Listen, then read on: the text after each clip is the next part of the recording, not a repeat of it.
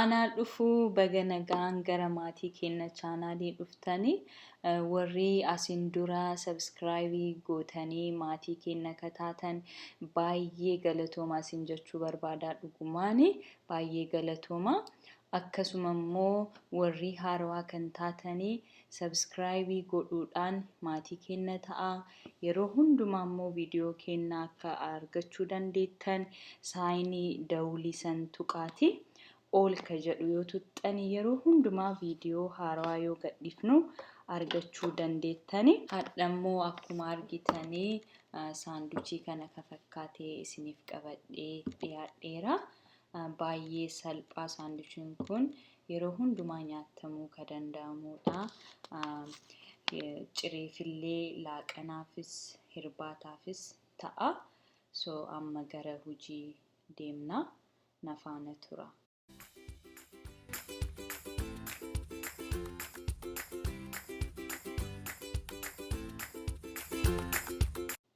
Wanti nu barbaachisu chikinii kana fayyadamaani foon lukkuu kunoomii qulqulleessee sirriitti miicee qopheesseera. Abukaadoo 2 barbaree diqqoo kalariif buusa roozmarii soqidda yookaan saaltii beel pepperii fi qaariyaa timaatimii shunkurtii salaaxaa flat breadii kana fayyadama. Akkuma argitan kunoo chikinii kiyyaa dheeressee mummuraara. Yoo dheeressinee murruu baay'ee bareeda hin bareeda. Akkas godhee achiin booda chikinii kiyya wadda. Amma maxbashaa kiyyaa irratti zayitii buusa. Chikinii wadduuf jechuudha.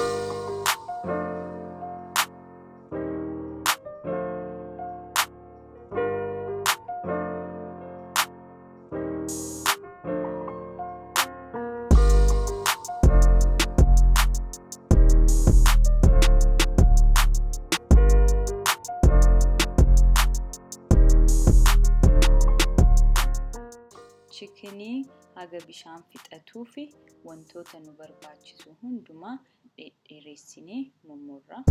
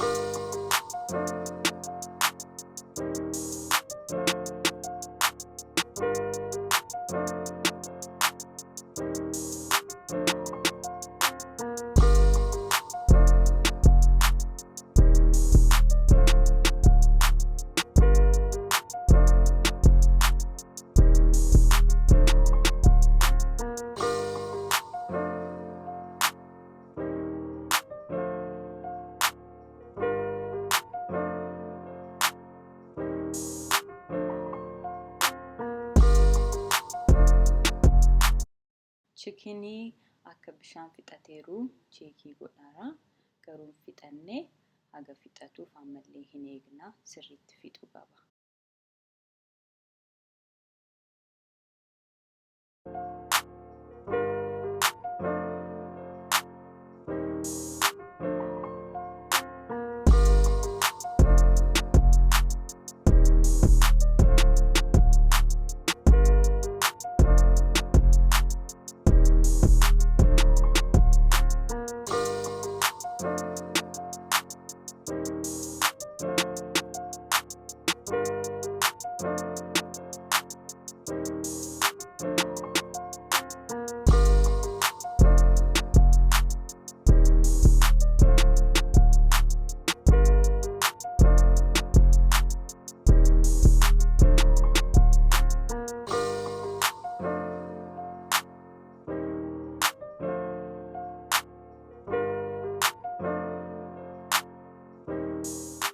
Chikiniin kunoo sirriitti bishaan fixateera.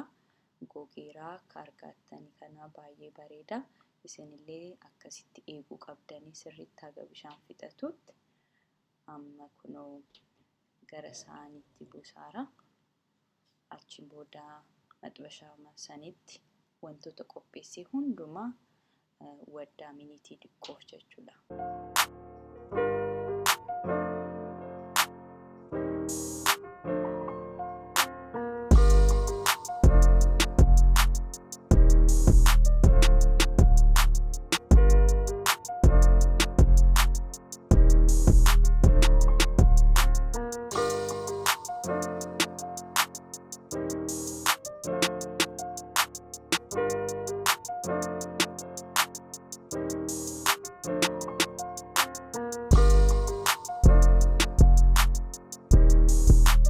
Kunoo akkuma argitanii amma gaheera buusuuf ta'a.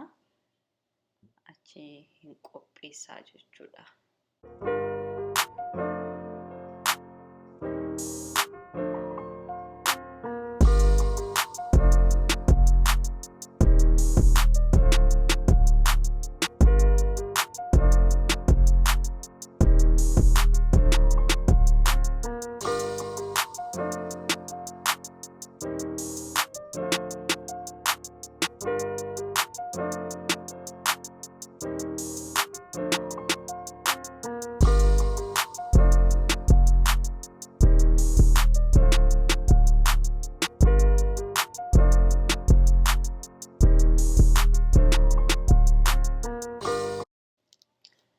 Amma qopheessuutti deemna. Wanta hundumaa flat bread irratti buusaa jechuudha.